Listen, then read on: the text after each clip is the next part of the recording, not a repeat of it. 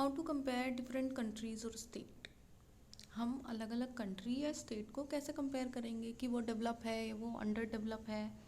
उसके लिए हमें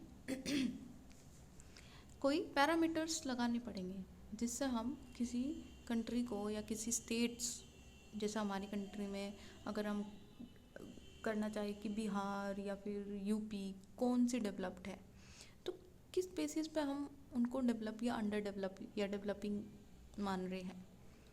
You might ask, if development can mean different things, how come some countries are generally called developed and other underdeveloped? कि हम किस basis पे कह सकते हैं कि कोई कंट्री डेवलप्ड है या दूसरी अंडर डेवलप्ड है। Before we come to this कि हम इस पे आए, let us consider another question कि चलो कुछ और क्वेश्चन पूछते हैं पहले। When we compare different countries, they could have similarities as well as differences। कि कुछ कंट्री को अगर हम कंपेयर करेंगे तो कुछ में तो सिमिलैरिटीज़ होती हैं और कुछ में डिफरेंसेस भी होते हैं। Which aspect do we use to compare them? कि हम कौन से एस्पेक्ट यूज़ करेंगे अगर हमें उन्हें कंपेयर करना है। Let us look at studies in the class itself। How we compare different student. हम बच्चों को कैसे कंपेयर करते हैं। आप अपने आप को अगर मानते हैं कि मैं बहुत इंटेलिजेंट हूँ, तो किस बेसिस पे आप अपने आप को इंटेलिजेंट मान रहे हो या दूसरे को नॉट सो इंटेलिजेंट मान रहे हो।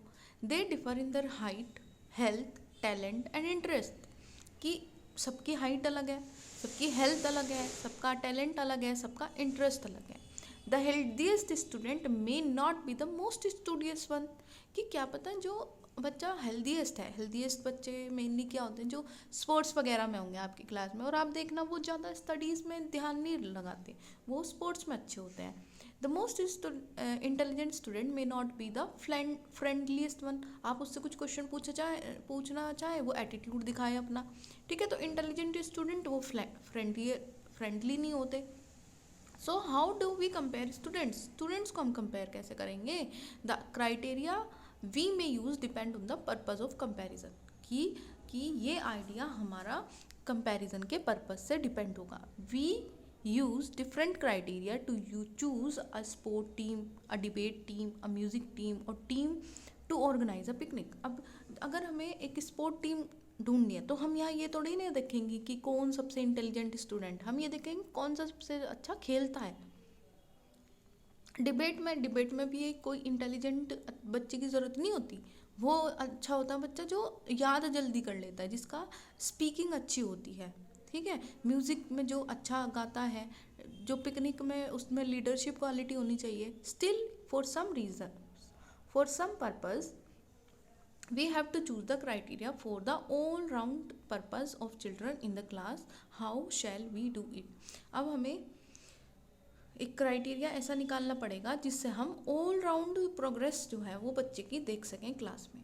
यूजुअली वी टेक वन और more important characteristic of person and compare them based on these characteristic. हम एक या दो कैरेक्टरिस्टिक रख लेंगे, उनके कुछ अच्छी बातें रख लेंगे और फिर उनके बेसिस पे ही हम कंपेयर कर लेंगे। Of course there can be difference about what are important characteristic that should form the basis of comparison.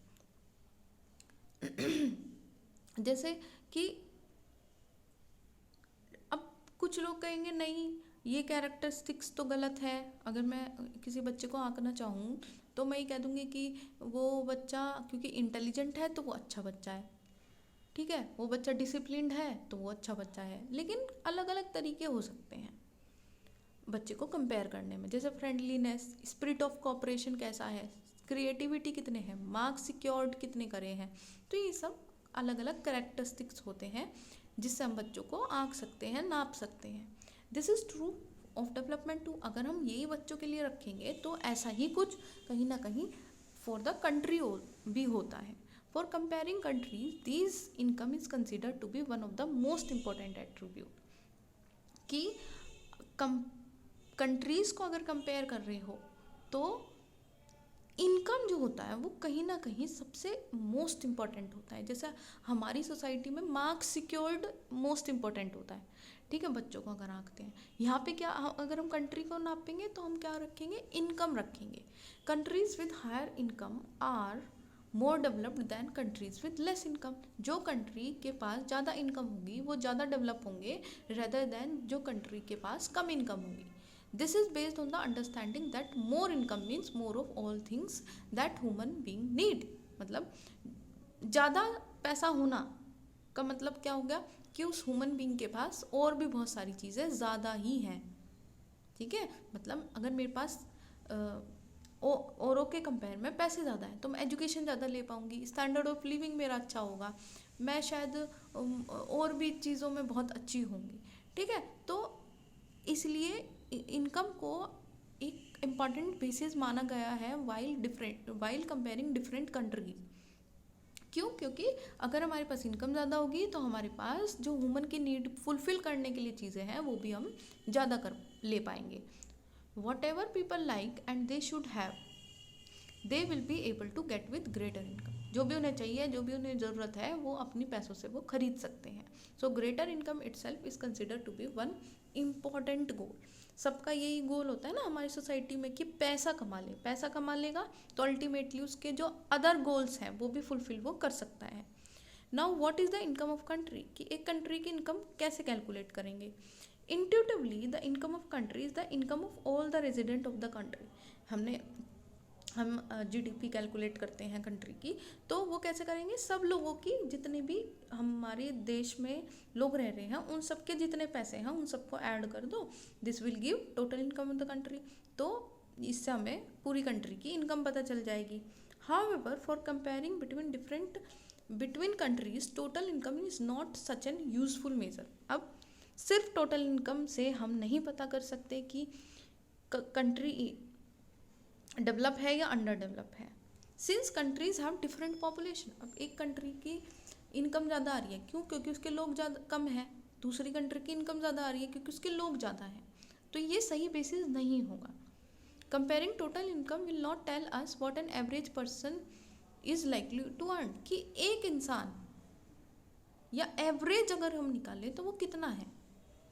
मतलब एवरेज कैसे निकलता है, टोटल इनकम को ऐड करा अपॉन जितने लोग थे, 5 थे तो 5, 10 हैं तो 10, उसके अकॉर्डिंग हमें अपॉन में लेना होता है। Are people in one country better off than other in different country, कि क्या जो एक कंट्री के लोग हैं वो दूसरी कंट्री में भी सेम है।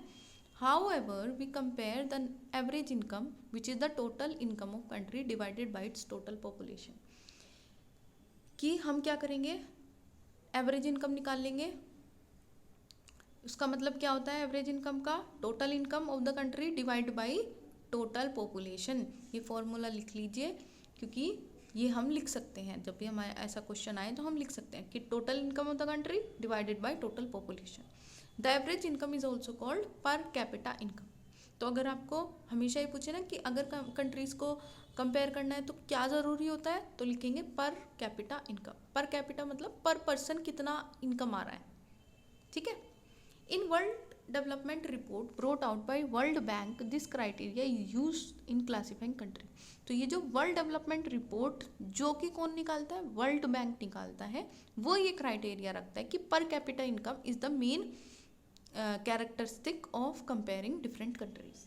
ठीक है, कंट्रीज विद पर capita income of $12 12,616 per annum and above in 2012 are called rich countries, and those with per capita income of $1,035 or less are called low income countries। तो इन्होंने ये बेसिस बता दिए कि जिनके पास 12,616 पर एनम होगा $, वो इनकम, उसको कंट्री हम रिच कहेंगे, और जिसके पास सिर्फ 1,035 और लेस होगा वो लो इनकम कंट्री हो गया। India come in the category of low middle income country. India किस में आती है, लो मिडिल में आती है। ठीक है, लोअर मिडिल में आती है, बिकॉज इट्स पर capita income in 2012 was just $1530 per annum, क्योंकि हमारी सिर्फ इतना ही था।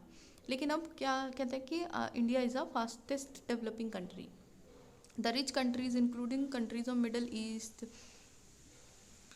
And certain other small countries are generally called developed countries. कुछ कंट्रीज हैं जैसे मिडल ईस्ट की या फिर कुछ छोटी छोटी कंट्री हैं, उन्हें हम डेवलप्ड कंट्रीज कहते हैं। अब इन्होंने यहाँ पे हमें बताया कि what is the meaning of average income. While averages are useful comparison, they also hide disparities. कि average हमें compare करने में help तो करता है, लेकिन disparity जो होती है ना, disparity का मतलब होता है कि मतलब difference जो हो रहा है वो छुपा देता है. जैसे अमीर है, बहुत ज़्यादा अमीर है और गरीब भी बहुत ज़्यादा है कंट्री में, लेकिन एवरेज इनकम पर इंसान तो सही आएगा ना. लेकिन अमीर के पास बहुत ज़्यादा पैसा है, गरीब के पास बहुत कम पैसा है, तो वो कहीं ना कहीं चीज़ों को छुपा देता है. Let us consider two countries A and B for the sake of simplicity. We have assumed that they have only 5 citizens each. दोनों के पास बस 5 सिटीजन है. Based on the data given below in table 1.2, calculate the average income of both the countries. दोनों country का average income निकाल लो. अब देखो पहले में क्या है, इक्वल डिस्ट्रीब्यूशन ऑफ इनकम है ना. कंट्री ए में 95,000, 10,500, 9,800, 10,000, 10,200, ठीक है. एवरेज निकाल लोगे सेम निकलेगा. लेकिन वहीं तुम दूसरी कंट्री देखो, 4 लोगों के पास सिर्फ 500 रुपये है, मतलब दे आर एक्सट्रीमली पुअर. और वहीं 5th इंसान के पास देखो 48,000 है. तो एवरेज बिल्कुल इक्वल आएगा, ठीक है. लेकिन अगर हम डिस्पैरिटी देखें तो सेकंड वाले में कंट्री में बहुत ज़्यादा है.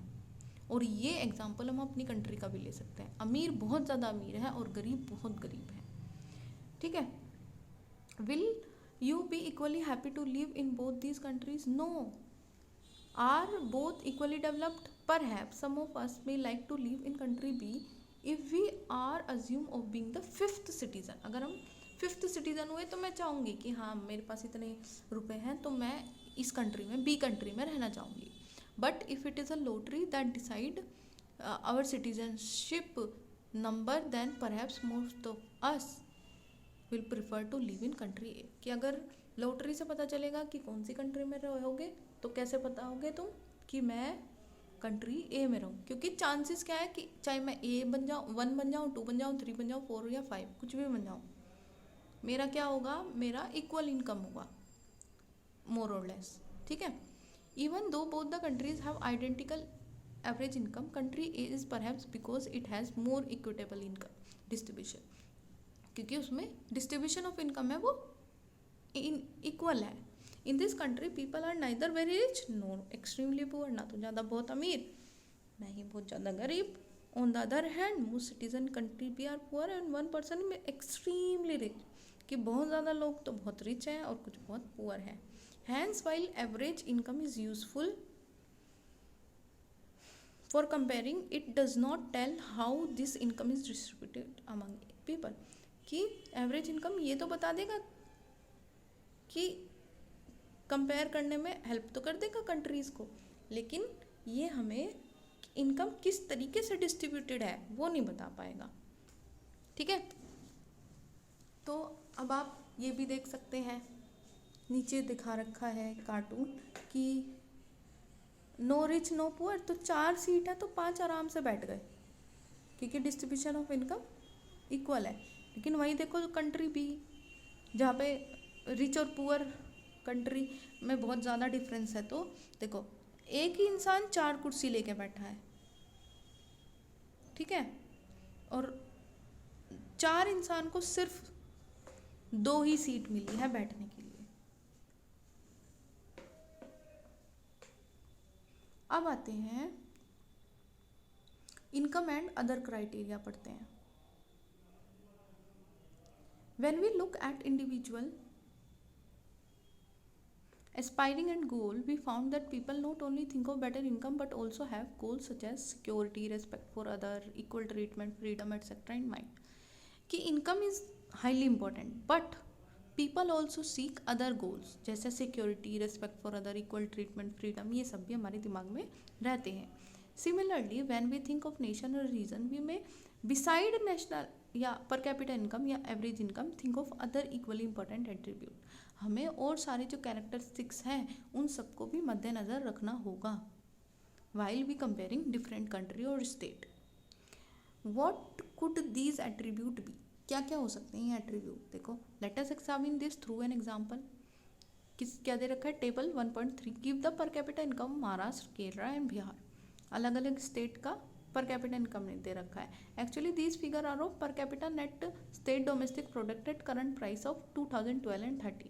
ये बहुत आगे का है, ये जो लिखा है पर capita income net state domestic product क्या होता है, करंट प्राइस, ये तुम्हें इतना ध्यान देने की जरूरत नहीं है।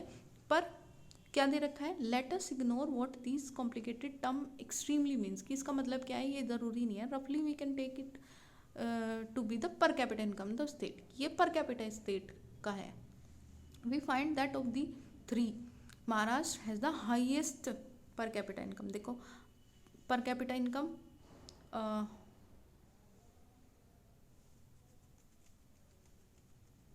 कहाँ है, सॉरी, हाँ मैं गलत देख रही थी। हाँ, पर कैपिटा इनकम महाराष्ट्र का कितना है? 1,07,670। ठीक है। और अगर हम Kerala, sorry, and Bihar is at the bottom, Bihar का पर कैपिटा इनकम सबसे कम है।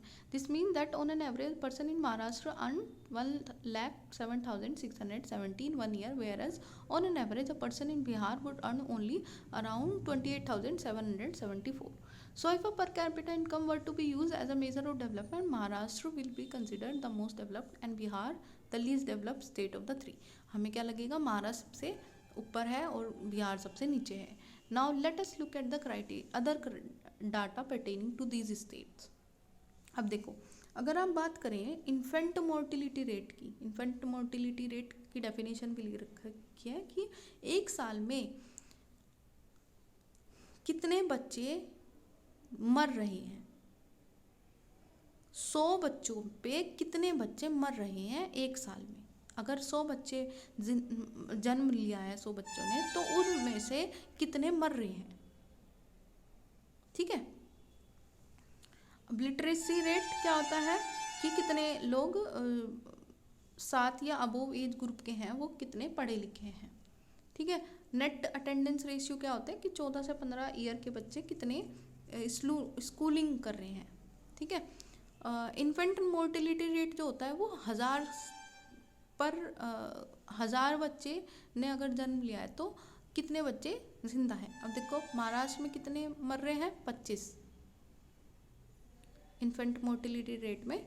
अगर 100,000 ने जन्म लिया है तो 25 मर रहे हैं। केरला में 12 मर रहे हैं और बिहार में 43। लिटरेसी अगर देखें तो महाराष्ट्र की ज़्यादा है, केरला की उससे ज़्यादा है और बिहार की सबसे कम है। नेट अटेंडेंस रेशियो की बात करें, बच्चे कितने स्कूल जा रहे हैं, तो महाराष्ट्र में 64 है, केरला में 78 है और बिहार में 35 है। अभी हमने ऊपर बात करी पर कैपिटा इनकम की, तो केरला कहीं नहीं आ रहा था इनकम लेवल पे, लेकिन वहीं पे अगर हम infant mortality rate, literacy rate और नेट अटेंडेंस रेशियो ले रहे हैं तो Kerala is on the highest, क्योंकि बच्चे कम मर रहे हैं, लिटरेसी रेट ज़्यादा है, नेट अटेंडेंस रेशियो ज़्यादा है। ठीक है। ये जो हमारा सर्वे लिया जाता है, ये हमारा नेशनल सैंपल सर्वे ऑर्गेनाइजेशन लेता है, जिसे हम NSSO कहते हैं। ठीक है। अब ये और पढ़ लेते हैं। What does the table show? इस टेबल से हमें क्या समझ आता है? The first column of the table show that Kerala out of 1000 children born 12 died before completing 1 year of age, कि सिर्फ 12 मर रहे हैं। But in Maharashtra the proportion of children dying within 1 year of the birth is 25। वहाँ 25 बच्चे मर रहे हैं एक साथ में, which is more than double, मतलब 12 से भी ज़्यादा है। On the other hand the per capita income of Maharashtra more than the Kerala, हमने केरला का सेकंड नंबर पे पढ़ा था, महाराष्ट्र का सबसे ज़्यादा पढ़ा था। Just think of how dear you are to your parents, think of how everyone is so happy when a child is born, कि सब कितने खुश हो जाते हैं जब बच्चा जन्म लेता है तो, और हम कितने प्यारे हैं अपने पेरेंट्स के लिए। अगर हम जिंदा नहीं रह पाएंगे किसी स्टेट में, अगर हम हो रहे हैं और वहाँ बच्चा 1 साल के अंदर ही मर रहा है, तो क्या आप उस स्टेट में जन्म लेना चाहोगे? नहीं ना। क्या आपके पेरेंट्स आपको उस स्टेट में पालना चाहेंगे? नहीं। Now try to think of parents whose children die before they even celebrate their first birthday. 1 साल भी नहीं उसका बर्थडे सेलिब्रेट कर पाए। How painful it must be to these parents. ठीक है इनकम ज़्यादा है महाराष्ट्र की, लेकिन क्या इनकम का करेंगे क्या वो, अगर उनका बच्चा ही जन्म नहीं 1 साल तक नहीं रुक पा रहा है। Note next, note the year to which this data pertain, it is 2012. So we are not taking of all time, talking of all time. It is more than 65 years after independence when our metro towns are full of high rise building and shopping malls. कि हम इतनी पुरानी भी बात नहीं कर रहे, 2012 की तो बात कर रहे हैं। अभी तो 75 हो गए ईयर्स ऑफ इंडिपेंडेंस, लेकिन ये 65 की बात हो रही है और इतनी बड़ी बड़ी बिल्डिंग्स हैं, शॉपिंग मॉल्स हैं, और महाराष्ट्र की बात हो रही है जहाँ पे कितना डेवलप्ड एरिया है और वहाँ बच्चे से मर रहे हैं, वहाँ फैसिलिटी नहीं है। बताओ। The problem does not and with infant mortality rate. The last column table show around 2/3 of the children age 14 to 15 in Bihar are not attending school beyond class 8. मतलब बच्चे 14-15 साल के बाद स्कूल ही छोड़ देते हैं। This mean that if you went to school in Bihar more than 2/3 of your class would be missing. ठीक है, कुछ सालों बाद 2/3 of your classmates will leave the school. Those who could have been in school are not there. ठीक है, जिन्होंने join किया है वो कुछ टाइम पे छोड़ देंगे। If this had happen to you, you would not be able to read what you are reading now. कि अगर यही चीज़ तुम्हारे साथ होती तो आज जो आप 10वीं क्लास का पढ़ रहे हैं बैठ के, वो आप नहीं पढ़ पाते इफ़ यू वर इन बिहार। ठीक है।